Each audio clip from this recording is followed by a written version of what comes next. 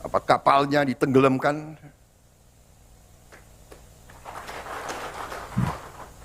Tolong para profesor di pemerintah saya tolong kasih saya ya masukan. Nanti saya dibilang nggak ngerti hukum lagi. Gitu. Tapi kalau dia mengancam kehidupan rakyat Indonesia, kalau perlu kita tenggelamkan kapal-kapal itu. Dan saya mohon ya, kalau sudah jelas melanggar, jelas mengakibatkan kerugian triliunan, ya semua unsurlah. Terutama juga hakim-hakim ya, vonisnya jangan terlalu ringan lah.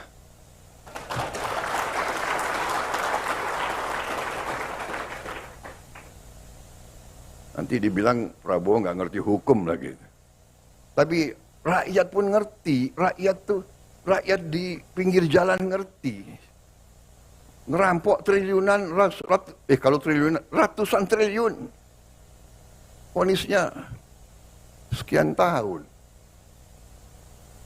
Nanti jangan-jangan di penjara pakai AC, punya kulkas, pakai TV.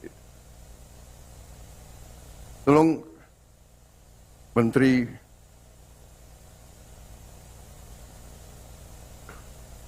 Pemasyarakatan ya, Jaksa Agung ya. Naik banding nggak? Naik banding ya? Naik banding. Vonisnya ya 50 tahun begitu kira-kira itu.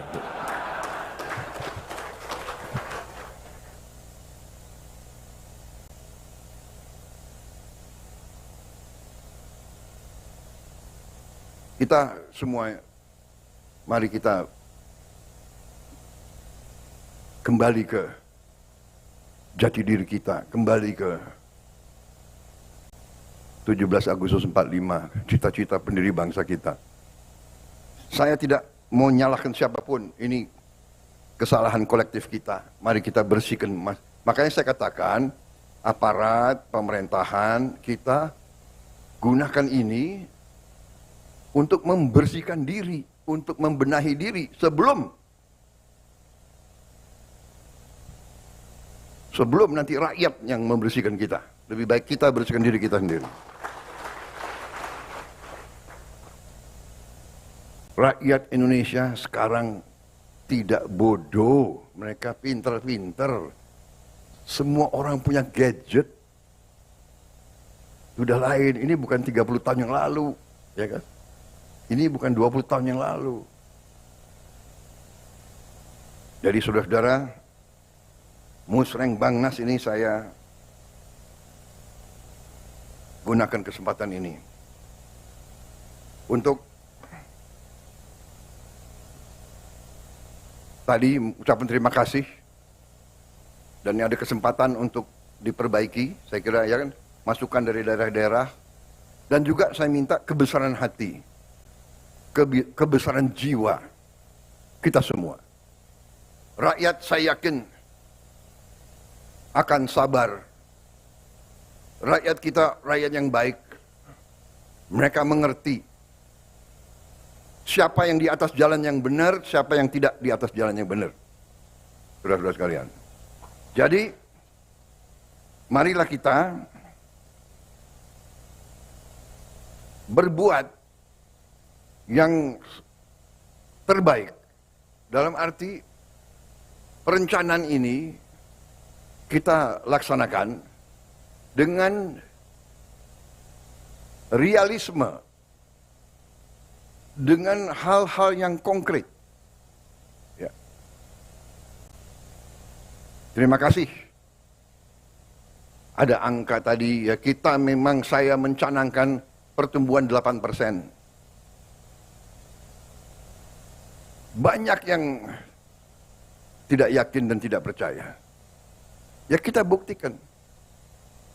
Belum tentu kita akan capai 8%. Tapi sekali lagi, ya pemimpin-pemimpin yang berani, pemimpin-pemimpin yang besar dalam sejarah pengalaman saya sendiri, dalam karier saya sebagai prajurit, Kalau saya hadapi musuh yang berat, saya harus yakin saya akan berhasil. Saya akan menang. Kalau tidak, kita nggak berani berbuat. Bung Karno menyampaikan, mengatakan kepada kita, gantungkan cita-citamu setinggi langit. Kalau kau tidak mencapai langit, minimal kau jatuh di antara bintang-bintang. Itu memang istilahnya memotivasi kita. Kalau Belanda dulu mengatakan bahwa kita ini tidak pantas merdeka, tahun 45. Belanda mengejek kita. Apa? Kamu? Hei, orang Indonesia, hei orang pribumi, kau mau merdeka? Bikin peniti saja tidak bisa. Dulu kita dituduh bikin peniti saja tidak bisa. Tapi kita mau merdeka. Proklamasi kemerdekaan kita berapa itu? Mungkin tiga baris ya. Proklamasi yang tersingkat saya kira dalam sejarah dunia, iya kan? Hal-hal yang menyangkut pemilihan akan pokoknya administrasi belakangan ya, merdeka dulu, kan begitu. Tapi sekarang tidak, administrasi harus baik, ya kan? Kalau enggak dikejar BPKP, KPK, BPK, kita administrasi baik. Makanya ada Badan Perencanaan Nasional, ada Bapeda. Tapi saya minta kebesaran jiwa dalam arti ini. Ada prioritas kita. Ya, jadi mungkin KL-KL sebagian tidak akan mendapatkan anggaran yang dicita-citakan. Saat ini, nanti kita lihat perkembangannya. Ya, jangan ganggu Menteri Keuangan terus. Karena Menteri Keuangan itu bertanggung jawab pada saya.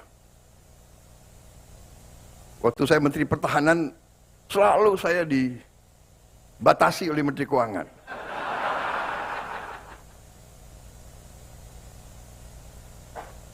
Sekarang yang lemes Pak Safri Samsudin.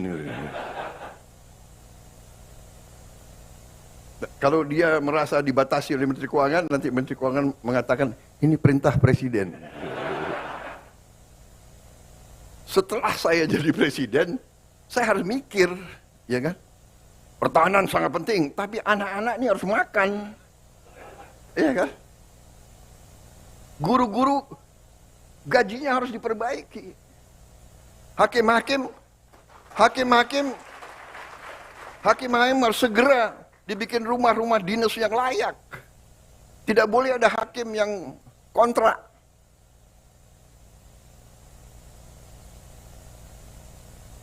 Menteri Perumahan ngangguk-ngangguk.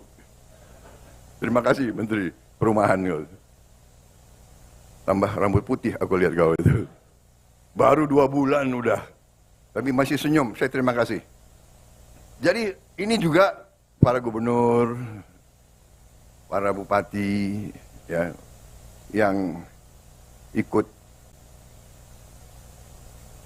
rapat ini melalui video conference, saya mohon juga jiwa besar dan kesabaran. Mungkin ada beberapa yang harus kita dahulukan.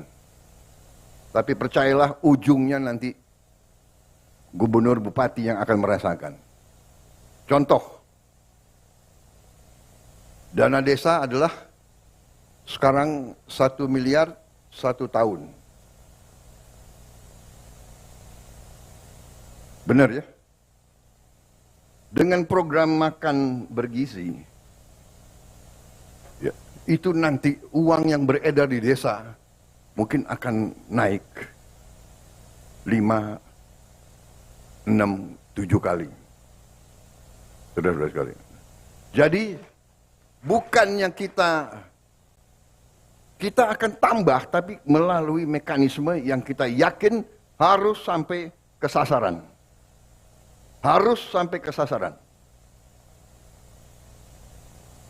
Dan untuk seluruh aparat, seluruh eselon, ya, budaya markup, budaya penggelembungan proyek dan anggaran itu adalah korupsi.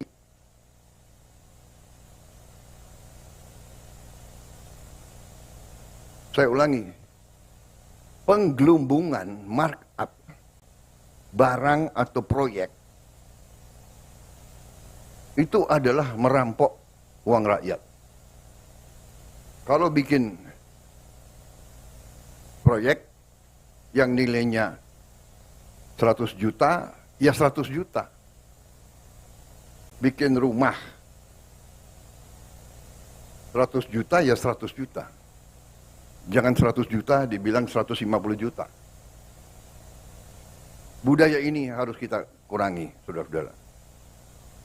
Bukan kurangi, maaf, harus kita hilangkan. Ya.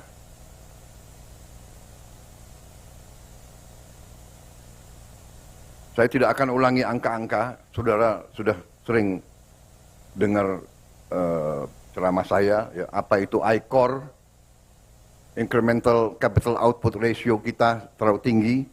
Kenapa? Ya, kebocoran. Saya juga tidak akan paparkan di sini